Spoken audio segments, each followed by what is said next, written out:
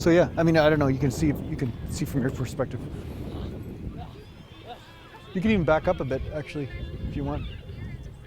If it works, just find the right angle, I guess. That long? That far to get the mountain? Yeah. Wow, see, that's what I'm saying. Yeah.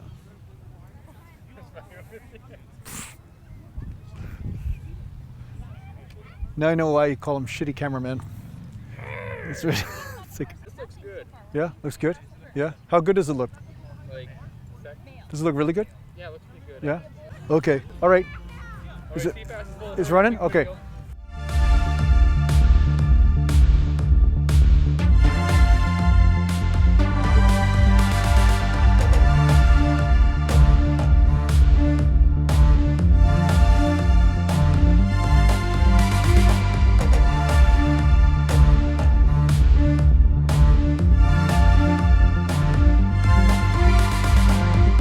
Good. So we'll get the mountain in the background, mountain in the foreground.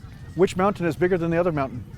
Which mountain's which mountain? See, I bet you it's like twins. It's like I'm twins all over again. I have a twin brother and I got a twin mountain.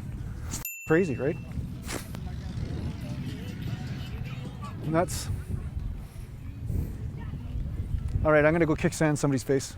That little girl's had it coming all fucking day.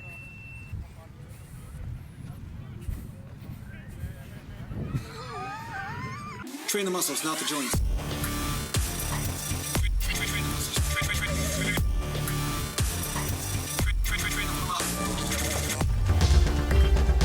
All right, welcome back to Natural Bodybuilding Mountain. And today I'm going to talk to you a little bit about a message that was sent to me on Instagram. And a guy said to me, he said he wants to do a certain rep range for his workout in any one given day. I think he's doing a 2-day split or something like that. But he said, does he have to use a certain rep range for all the body parts that are included on that day? Now, the thing is, usually when I write programs and stuff, I'll prescribe certain rep ranges. So say you're training chest, say you're training back or arms and stuff, I'll say, okay, 12 to 15 reps for all of it, or 10 to 12 reps, or 8 to 10 reps. Whatever rep range applies to all the body parts.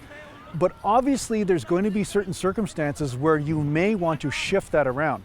So say you're doing a 5 rep day for your compound movements, but you're going to be doing some isolations as well. Well, usually you don't want to be doing 5 reps or any sort of deeper intensity on isolation movements, right? You don't do 1 rep maxes on an isolation. That would be a recipe for disaster, and most likely you'll tear something or screw something up, right?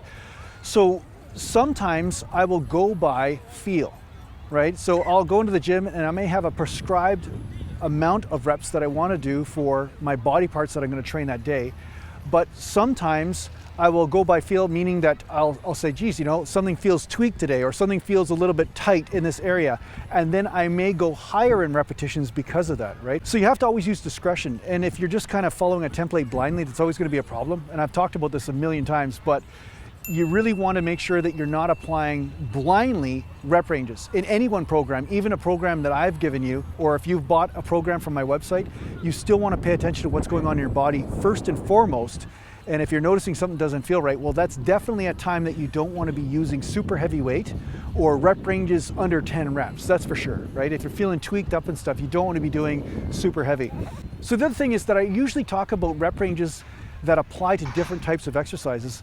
And depending on the exercise that you're doing, some rep ranges just don't apply at all, especially for certain individuals, right? So individuality aside and stuff, I would say doing lateral raises, right? It would make sense to be doing 3 rep sets for lateral raises, or doing, you know, rotator cuff exercises with, you know, super heavy, like 4 reps or something, right? You're just going to tear something, or you're going to irritate something. So usually what you want to do is keep the heavy weights for the compound movements.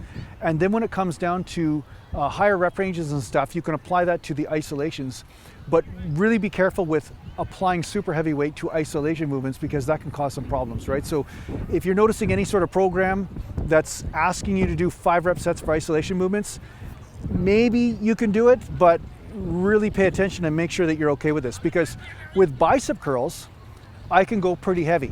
And even though bicep curls are an isolation movement, I can go like to 5 or 6 reps from time to time. You know, but it's not my natural state. I don't always do super heavy like that because it can be really hard on the tendons, right? So it's going to be based on the individual. So yeah, that's really my short answer on that. If you are going to be doing super heavy weight, just be careful when it comes down to applying that as a blanket statement to every single exercise. So don't get too married to a certain rep day if it means that you're going to have to go super heavy during your isolations. Mountain. And I will be doing a podcast with Shitty Cameraman on there. So that's pretty exciting. I'm gonna have Shitty Camera on. Yeah, there he is. He's gonna be on there tonight. So if you guys wanna tune into that, just make sure you become a patron and it will be posted on my Patreon by tomorrow. Mountain. All right, I'm gonna build a sandcastle now. What you guys don't understand is that this castle is about 4 stories high. 4 or 5 stories high, actually. This thing is, that's how tall it is, 50 feet. And this is how massive I am in comparison to it. Can you imagine? This is all from training. See how tall I got? Bro science at its best. I got taller from lifting weights.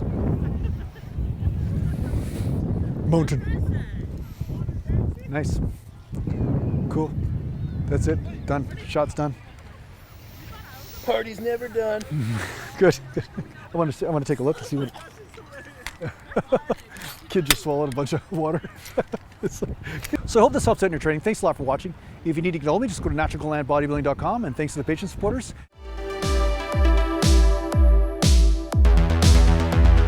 Natural Land.